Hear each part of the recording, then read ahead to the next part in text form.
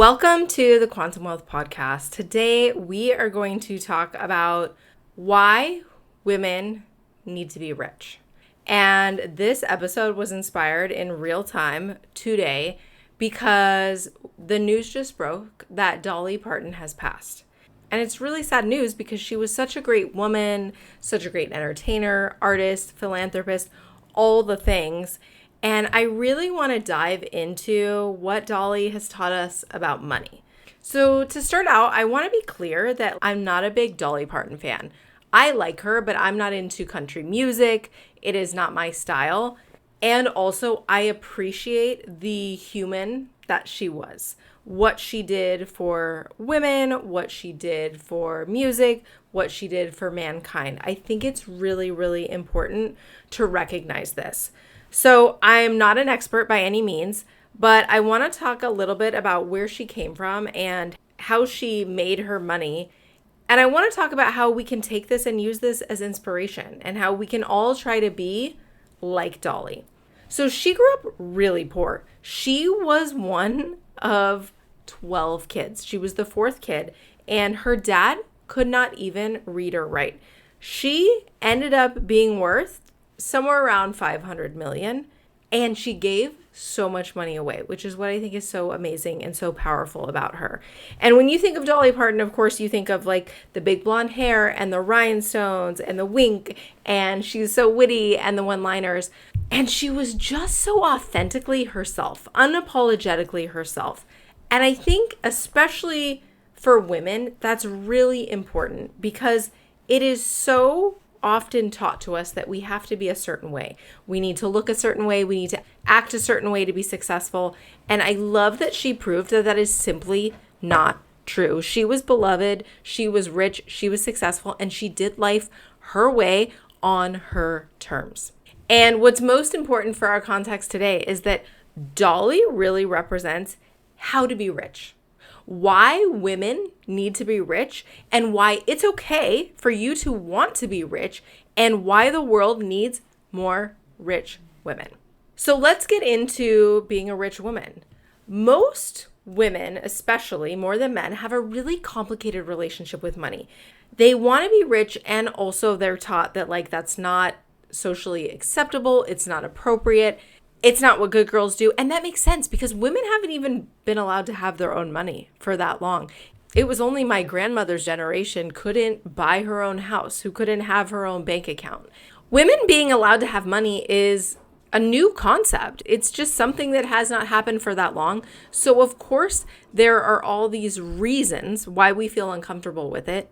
Women have not been able to have their own money for a long time. And there's a lot that comes with that. There's a lot that comes with the generational teachings of that, the inner beliefs and feelings around money. So even though so many women want to have money, because who wouldn't want to have money, it still on some level can be uncomfortable. It can feel greedy. It feels like you're a bad person. It makes you not nice. It makes you unspiritual. You can insert any limiting belief here for what you're making it mean if you want money. But here's the reframe that I want to offer you. The most generous thing that you can do for the planet, for the world, for the causes that you care about, for the people you care about, is to have more money. Because money in the hands of people who do good with it is powerful. And what would be possible if women let go of this guilt of wanting more money? Well, I'll tell you what would be possible. They would allow themselves to earn it and to have it, and the world would be a better place. So this episode is really for you if you have been keeping yourself small, not allowing yourself to really want the money that you want, and to show you and give you evidence of someone who did so much good with their money. So let's talk a little bit about the history of Dolly Parton. In 1973, she wrote the song, "I Will Always Love You," a classic. We all know it. We all love it. Elvis Presley wanted the song. His manager says that he wants half of the publishing money. But Dolly says no because she wrote the song. So she says no. She stands up for what she believes. She cried all night. She held firm to this, no, I'm not giving away half the rights to the money. And then Whitney Houston ended up singing the song. It became one of the best-selling songs and singles ever in the history of music. And Dolly got every penny for that because she held out for it. She knew what she was worth, and she wasn't willing to compromise, to settle. She held on to the belief that it was going to be big. She said, these are my songs. They are my babies. And I want the money from them to support me when I'm old. And it literally did. That song made money her whole entire life after that. So here is the part that I think is so important. She was the sweetest, the kindest, the funniest, like one of the most generous women that you could ever think of. And she was still strong. She still held her own. She still put her foot down. She still held firm on what she was worth, on the money that she wanted. And I think that's so important because so often in our society, we think that you can't be both. You can't be likable as a woman and have what you want. You can't stand up for what you believe in and have what you want. You can't have the money and you can't have the money, have your cake and eat it too. And she showed us that we could. This is good evidence for all of us. Whenever there is not evidence to support your beliefs, I always say, like, go borrow someone else's. And this is really good evidence from Dolly for us to borrow.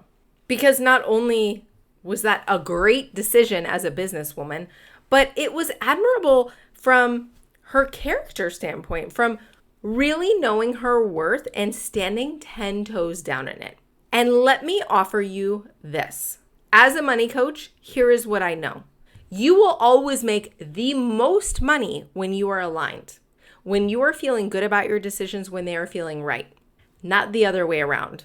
Dolly would have absolutely made money if she compromised and let Elvis sing the song, and she wouldn't have made as much. The potential for you to reach your full capacity to grow, to quantum leap, to get everything you ever want comes with being true to your authentic self, because that will always get you to the highest result. And this is obviously so much easier said than done, but this is why it's so important to have a coach who can hold you in their highest regard when you have that doubt, when you're saying, oh my goodness, should I just compromise and sell my song to Elvis? And I jest here, but it's true. Because we all have those moments where we doubt ourselves. I'm sure Dolly had it too. And also, she didn't give in. It is so important to know your worth, to stand firm in what you believe is right, in what you want, and to show the universe that you're not willing to waver. Because that's how you really, really get it. You can be the woman that everyone loves, the woman who's kind, warm, funny, likable, lovable, all the things like Dolly, and still get everything that you want. And here's my favorite thing about Dolly, her giving. She was a very successful businesswoman, and she did so many amazing things with her money that I just think it's very hard to find other people who have done as much good as her that are these public figures that we look up to. She has given away over 300 million free books through the Imagination Library. She gives away 3 million a month. She has given away scholarships. She gave $500 to every kid who finished high school in her county, and the dropout rate went from 35% to 6%. She has donated to medical centers, to women's health, to children's hospitals. I could go on and on and on and like Google it, find her Wikipedia page, ask chat, whatever it is you want to do to find all this. But it's so empowering. She gave over $13 million for wildfire victims. She gave $1,000 a month to displaced families after fires. She donated over $1 million to help fund the COVID vaccine in the pandemic. And this is why we need women to be rich.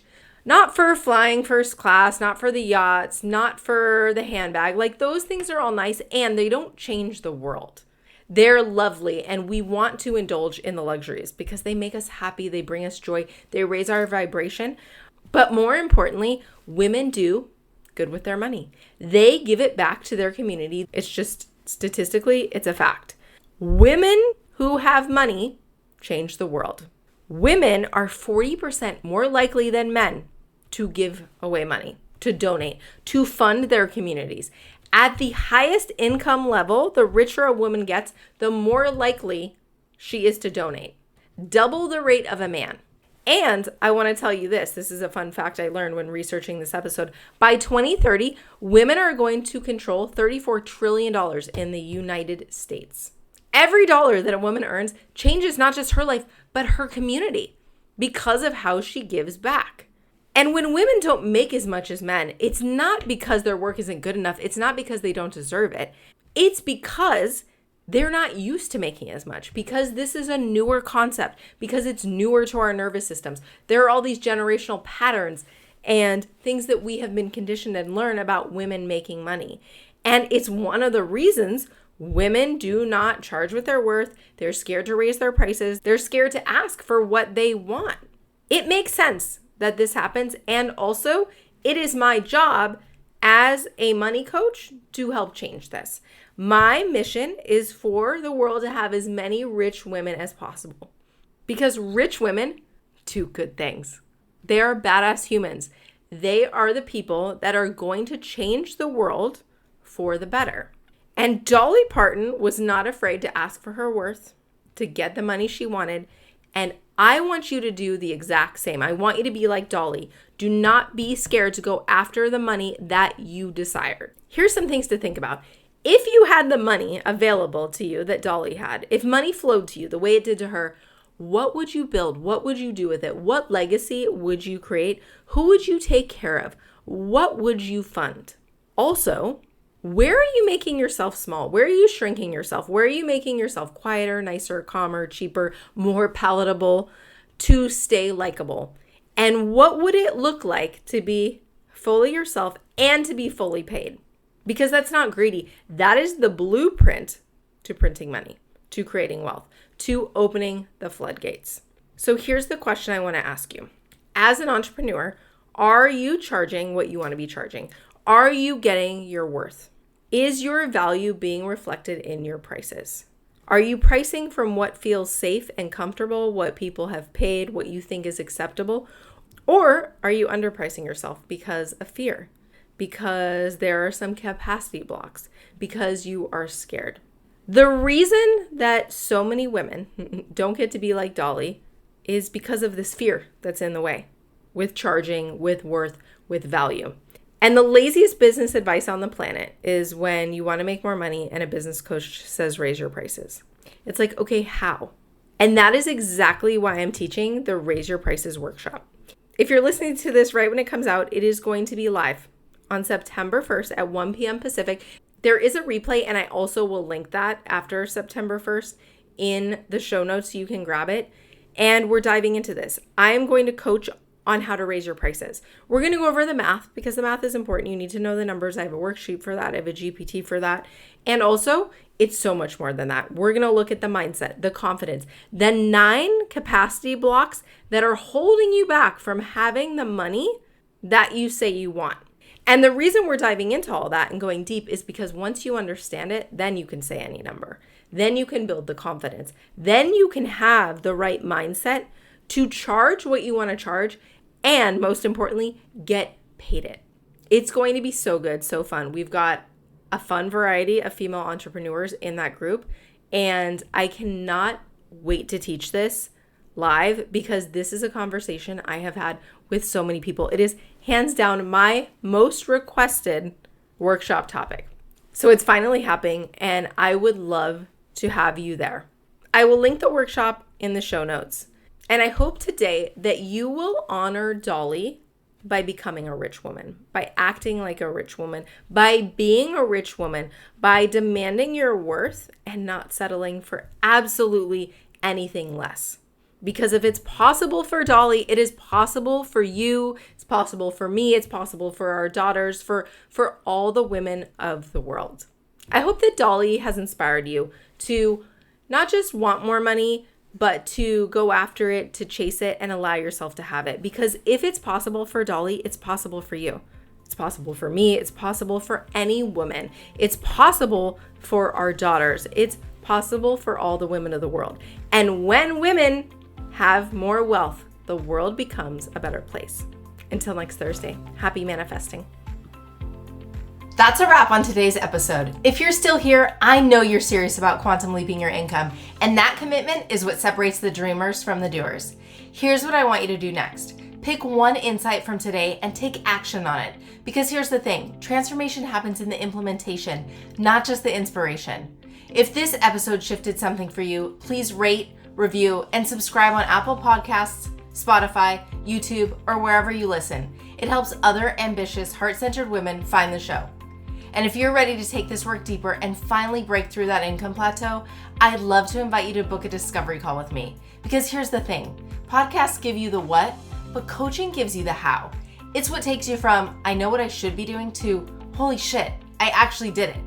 Head to the show notes or to jillianminter.com to grab your spot on my calendar.